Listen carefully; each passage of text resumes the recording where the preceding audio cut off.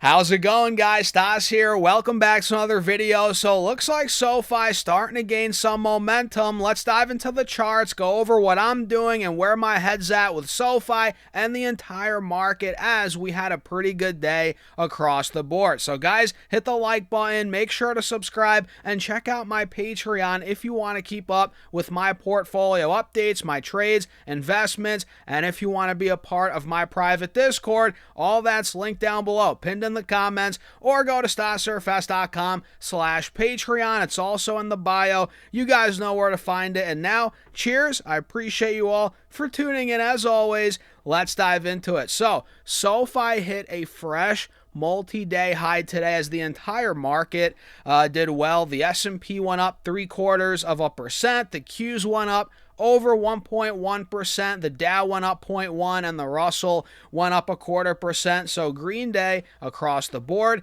As the VIX is up, it went up 0.5% on the day, trading at about 14, 15 points. And we can see SoFi broke out above this 1850 resistance on the 5-day 5-minute chart, and we hit $18.65. And this is very bullish because it's not like we popped in the morning and then gave back all the gains throughout the rest of the day. We popped in the morning, pulled back, and then we ripped throughout the rest of the day. So this is very bullish, man. Very bullish price action. The fact that we popped, pulled back, tested that pre-market support, we held it, and then SoFi went on an absolute heater, going up around 4% into close. Then it pulled back a little bit, not too bad, and overall it was a great day. And the fact that, again, we took out 1850, we hit 1865, that is a very good sign in the short term, and I'm seeing potentially a breakout on the horizon, and I know I've said that before, and like I said in my last video, it's almost like, why am I talking about SoFi so much? I feel like it's been flat for months.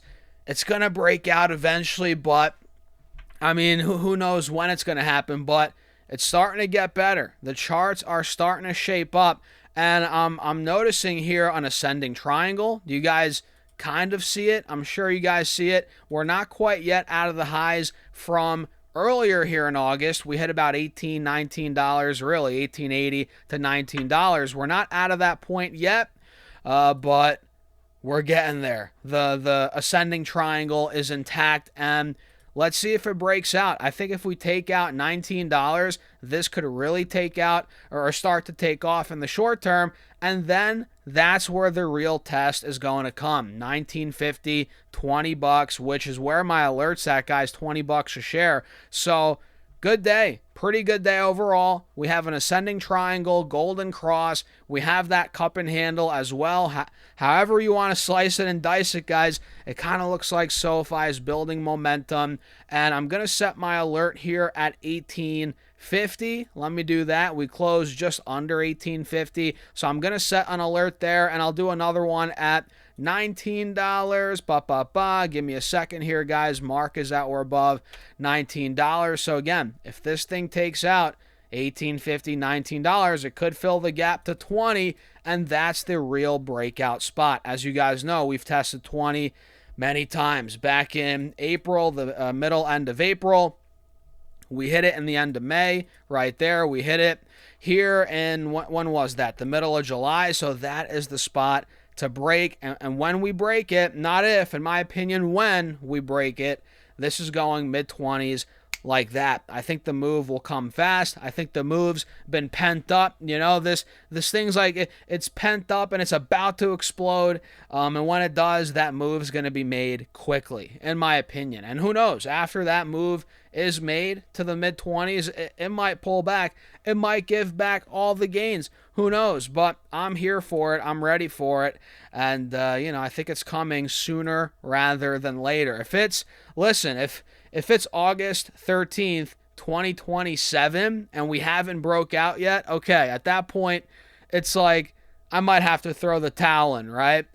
If this thing doesn't break out in the next year, it's going to be like, what the heck, SoFi? Come on. But I'm confident it will, sooner rather than later. So what do you guys think about it? I have my alert set again at $18.50, $19, $20. So you can't really miss it, right? When it comes to SoFi, if you have all those alerts on there.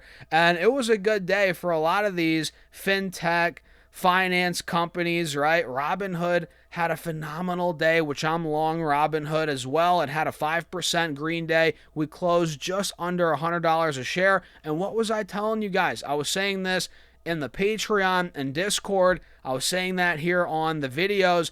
This stock, when it got down to the mid 80s, low 90s, right? It was such an easy hold.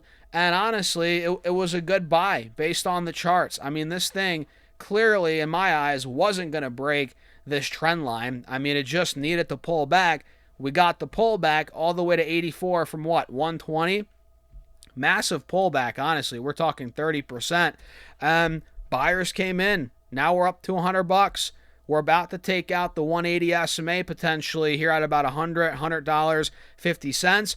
And it could take off even further. Although, if it does break through 100, I think we'll probably see a pullback before it takes off even further. But man, this thing is clearly gaining momentum. Same with, I think Affirm had a great day today, guys. Affirm had a phenomenal day, which I'm not in anymore.